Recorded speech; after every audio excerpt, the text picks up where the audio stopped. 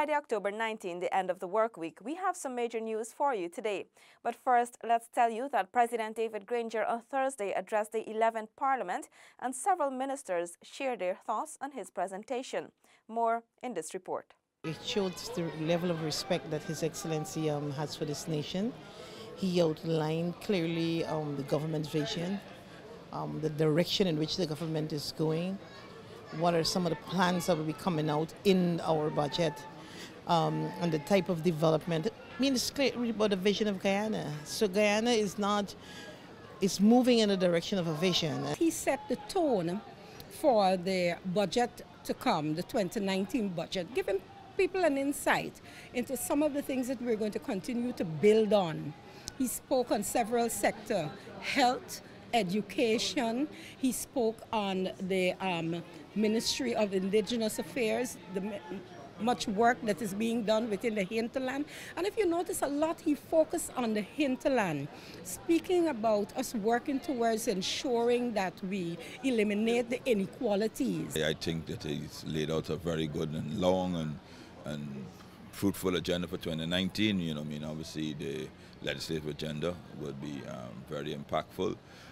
We are now, what you're seeing now is the coming to fruition of a plan that we started developing in 2015, laying all the groundwork to ensure that by 2020 Forest Oil, I mean, you could see the sovereign wealth fund, which is a natural resource fund that's been up in place.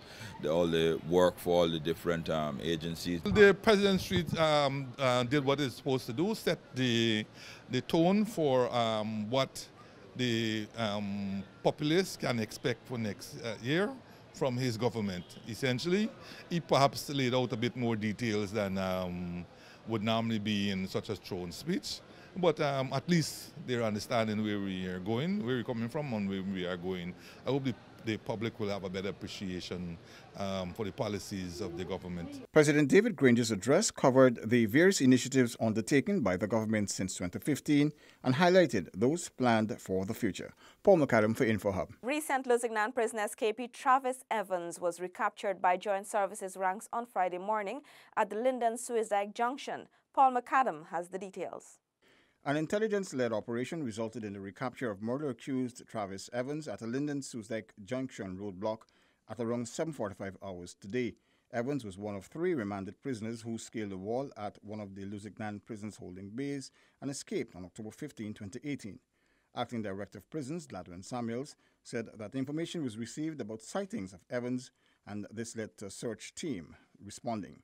The Acting Prisons Director is reiterating his call for the public's assistance. Feel free to call the nearest police station or 220-4173. That number you can get at any time as it relates to any sighting of these escapees, and all efforts will be made by the search teams in terms of going to those areas to effect the rearrest of those persons. He emphasized that all efforts are being made to recapture the other escapees. Following the escape of the 3 prisoners, the prison service together with the police, we would have established search parties with the aim of recapturing those persons who would have escaped. Since then, the teams are out and they are following all the leads that are being communicated to us. We also have persons who are seeking information on behalf of the services as it relates to the whereabouts of those inmates. I can assure the public that all efforts are still being made in order to have those prisoners recaptured, and we will keep the public informed. Evans, along with 2 other prisoners, Sadish Dial, 23, who was remanded for break and entering, and 29-year-old Dextroy Pollard of Wales Village, West Bank, Demerara, who was remanded for the same offence, escaped the Lusignan holding bay at around 4:30 hours on the same day in question on October 15. The police are asking anyone with information to contact them as soon as possible. Paul McAdam for InfoHub. A number of multinational agencies have taken an interest in Ghana's oil and gas industry. Find out more from Seneca Thorne.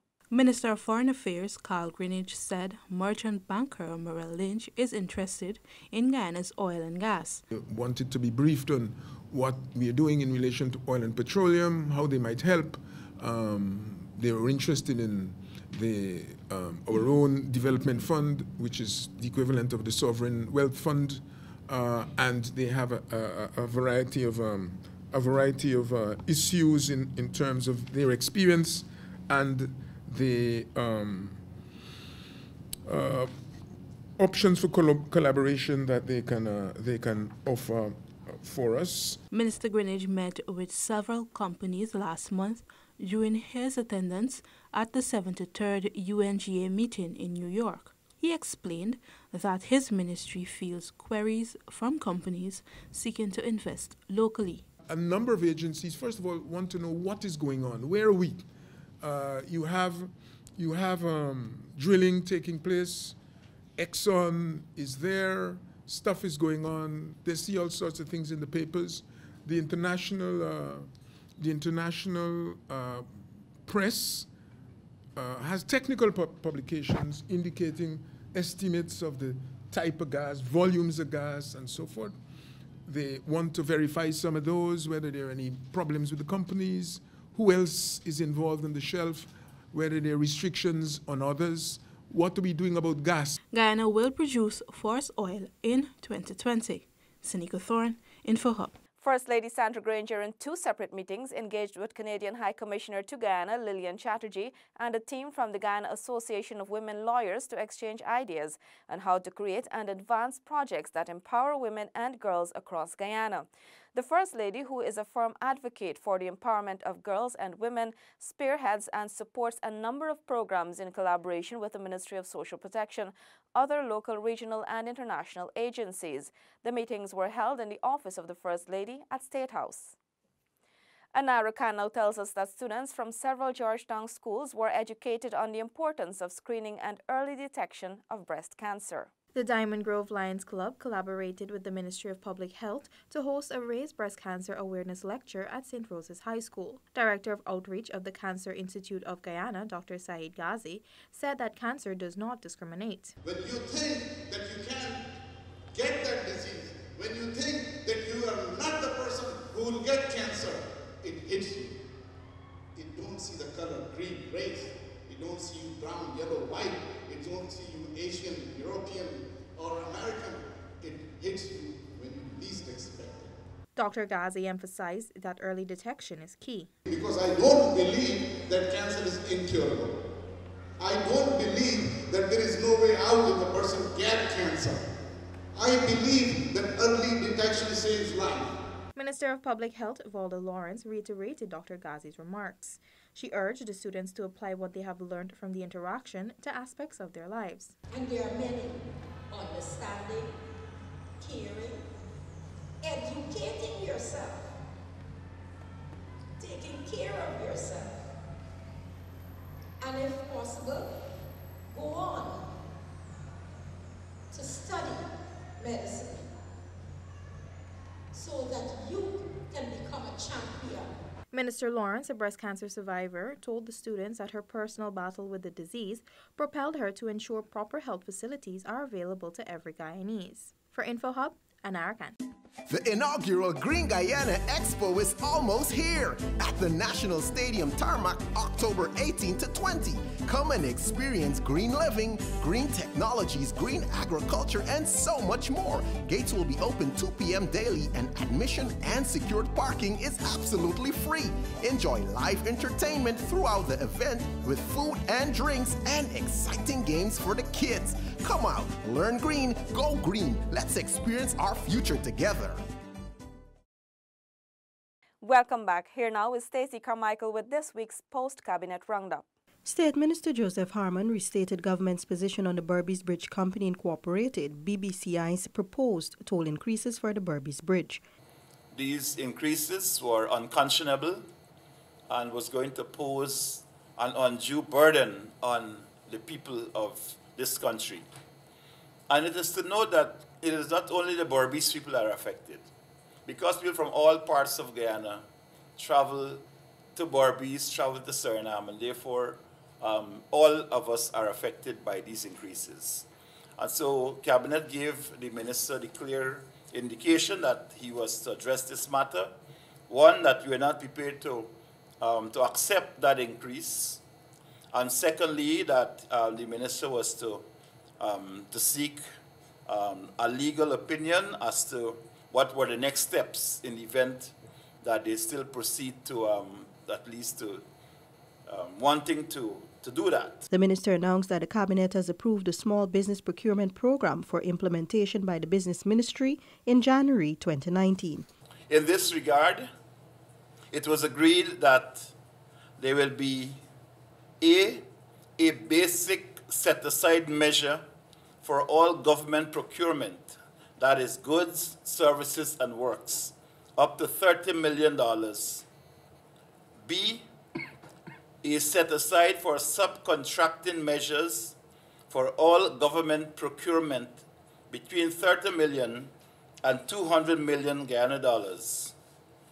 And that C, all ministries, agencies, and regional authorities will participate in the implementation of the program. An external loan agreement between the government and the Islamic Development Bank ISDB to the tune of some $4 billion to finance the Guyana Power and Light Incorporated's power utility program was approved by the cabinet and will be laid in the National Assembly. The minister confirmed that India's Prime Minister Narendra Modi's visit to Guyana, slated for December this year, has been postponed pending domestic issues. Several pieces of legislation that deal with wildlife management and conservation were presented to Cabinet for consideration. Among them are the draft Wildlife Conservation Management and Sustainable Use Regulations. These regulations are made in accordance with Section 83(1)(a) of the Wildlife Conservation and Management Act of 2016 and will replace the Wildlife Management and Conservation Regulations of 2013. The new regulations will govern all aspects of hunting, trapping, trade, protection, conservation, management, and sustainable use of wildlife in Guyana. The Cabinet also approved the audited financial statements of the Guyana Water Incorporated, GWI, for the year 2016, which will be laid in the National Assembly shortly. For InfoHub, Stacey Carmichael. The Commonwealth Association for Public Administration and Management, CAPAM's 12th Biennial Conference is to be hosted in Guyana from October 22 to 24, 2018 at the Marriott Hotel. It is being held under the theme Transforming the Public Sector for Climate Governance and will address effective and efficient climate governance across all sectors. The expectation is that the conference will provide attendees with background information that meets the economic and environmental challenges at their doorsteps while pointing out the risks with which the public service should be preoccupied to achieve results and be accountable. We remind you that the International Small Business Summit and Green Guyana Expo is ongoing at the Ramada Princess Hotel, Providence. The expo runs until Sunday at the National Stadium from 16 hours. Admission to both events is free of cost. We leave you with some scenes of the event.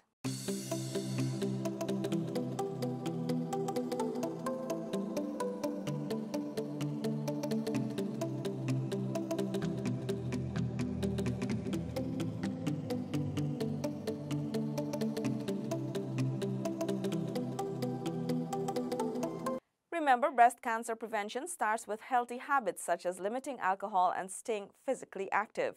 That's all for this evening. Connect with us on WhatsApp, social media, and our website at dpi.gov.gy. Your bridge and weather reports are up next. Goodbye.